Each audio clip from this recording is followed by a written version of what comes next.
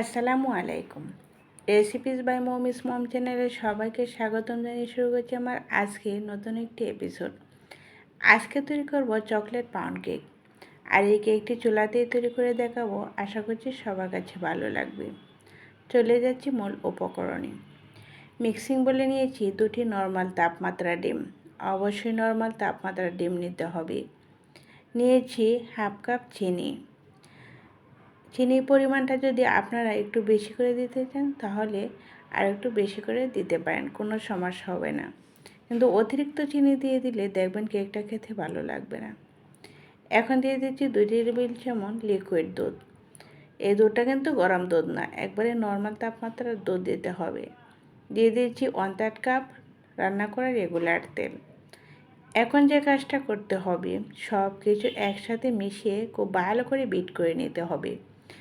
এই কাজটা আমি হ্যান্ড হুইক দিয়েই করে নিচ্ছি। আপনারা চাইলে ব্লেন্ডারের সাহায্যে করে নিতে পারেন অথবা ইলেকট্রিক বিটার দিয়েও করে নিতে পারেন।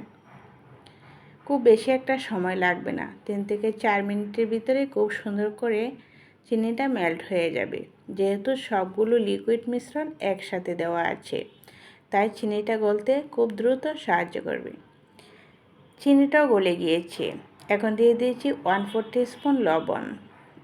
এখন যে কাজটা করতে হবে, সবগুলো শুকনো উপকরণ চেলে দেব। আর মেজারমেন্ট অবশ্যই ফলো করবেন। দিয়ে দিচ্ছি 1 কাপ ময়দা। ময়দাটা আমি ছেলে নিয়েছি। দিয়ে দিচ্ছি 2 টেবিল চামচ পাউডার দুধ। এই পাউডার দুধটা দিলে দেখবেন আপনার কেকের টেস্ট দ্বিগুণ বেড়ে যাবে। আমি আবারও বলে দিচ্ছি, সবগুলো শুকনো উপকরণ অবশ্যই চেলে দিবেন, নাহলে কেকটা অনেক বেশি স্পঞ্জি অথবা সফট হবে না। দিয়ে দিচ্ছি বেকিং পাউডার 1 চা চামচ।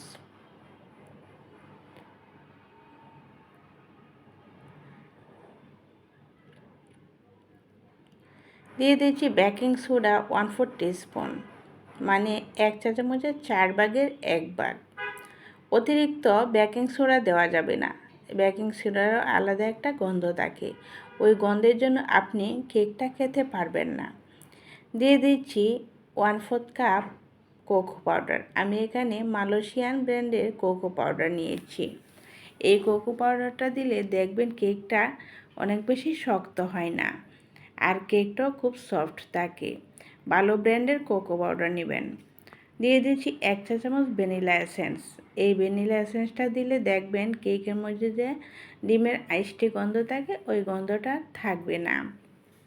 এখন আমি এক হুইস্ক দিয়ে খুব ভালো করে সব কিছু একসাথে মিশিয়ে বিট করে নেব, যতক্ষণ পর্যন্ত সব কিছু খুব ভালো করে মিশে না যায়। মিশানোর পর এই ব্যাটারের ঘনত্বটা ঠিক এরকম হবে।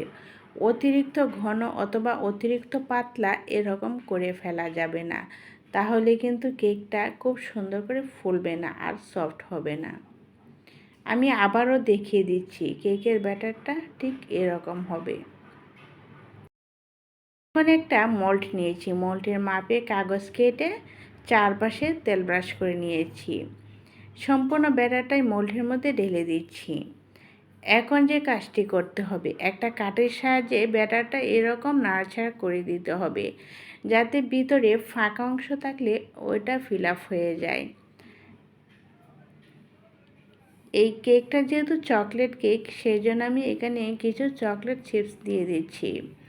চকলেট চিপস দিয়ে তারপর একটা কাঠের সাহায্যে আলতোভাবে নাড়িয়ে দিচ্ছি, যাতে চিপসগুলো একটু ভিতরে চলে যায়। অতিরিক্ত নাড়াচাড়া করলে দেখবেন একবারে নিচে গিয়ে বসে থাকবে, তখন আর কেকটা ভালো লাগবে না। এভাবে আলতোভাবে একটু নাড়াচাড়া করে দিলে দেখবেন সম্পূর্ণ কেকের মধ্যেই চিপসগুলো ছড়িয়ে থাকবে। উপরে বেশে থাকার জন্য আরও দিয়ে দিচ্ছি কিছু চকলেট চিপস। এখন এই কেকটা আমি চুলাতেই বেক করব। চুলায় একটি সিলভারে হাঁড়ি বসিয়ে দিয়েছি। যে কোনো হাঁড়ি বসাতে পারবেন।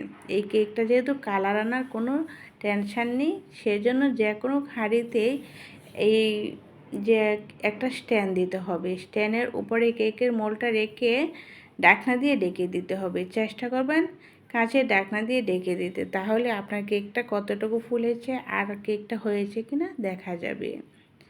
ঢাকনার ছিদ্রটা অফ করে তারপর আমি এই কেকটা বেক করেছি 40 মিনিট।